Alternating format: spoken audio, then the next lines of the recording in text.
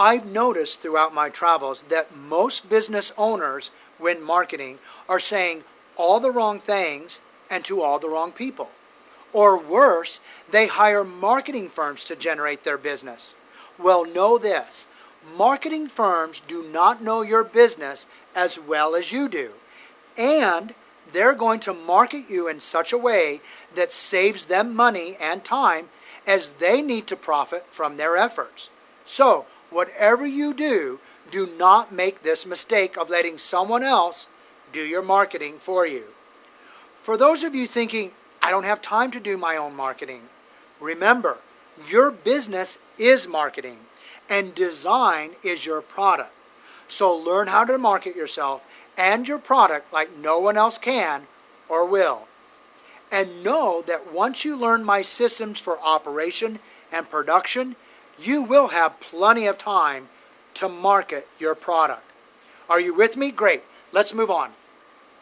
Marketing comes down to a few simple key elements that once you learn, you'll be surprised how easy marketing really is. And they are, number 1, target market. Number 2, your message. And number 3, your medium. Now that you know what you have to offer as your USP and what your mission and vision is, who is your target market? This is the first key element in a sound marketing plan. Know to whom you are speaking. If you're a beef salesman, why are you talking to vegetarians? You laugh, but I see people doing this all the time, and then they wonder why their business isn't growing. Use your time wisely at social outings, luncheons, parties, and business networking events. If you're designing for the blind, with whom should you be speaking? Or if you're designing for the top 1% of the wealth of the world, with whom should you be speaking? As I said before, most of you spend your time speaking to all the wrong people. And you're saying all the wrong things in your message. That brings us to the second key element to marketing, which is your message, knowing what to say. Most people say all the wrong things when speaking about their business. How many of you have been asked at a party, what do you do? And how many of you answer, I'm a designer? Do you know that that answer will kill off 90% of all potential customers? Yes, 90%. How many of you have an elevator speech? If you don't, you need to get one right now.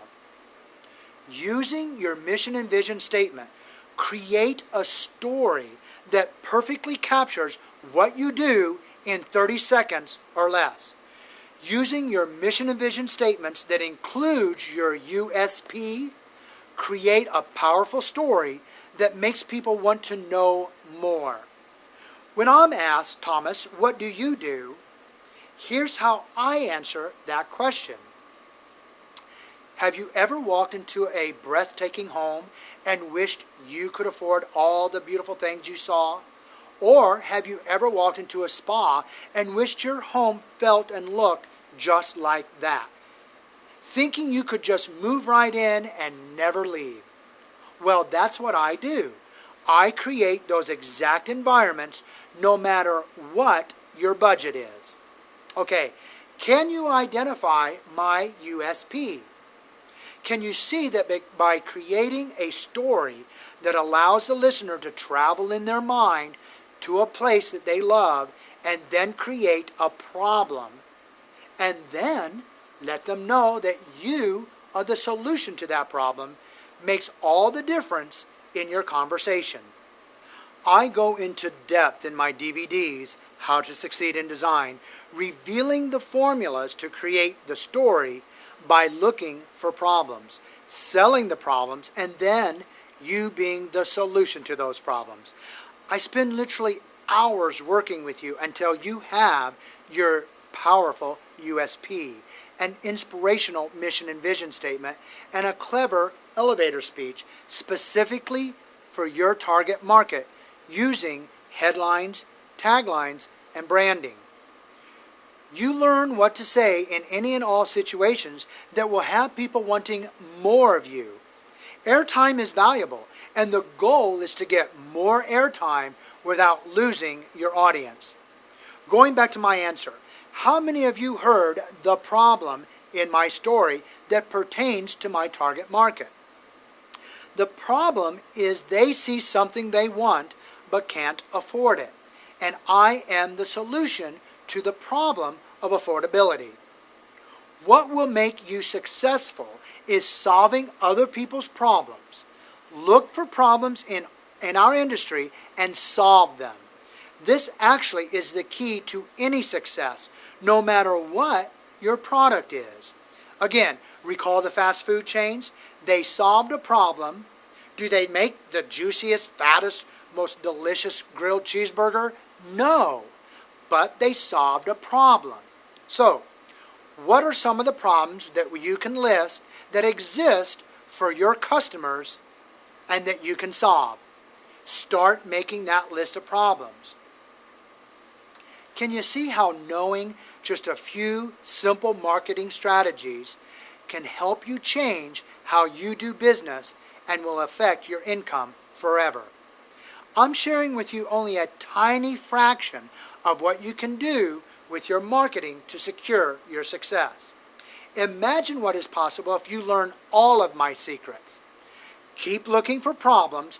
Problems are your answer to success.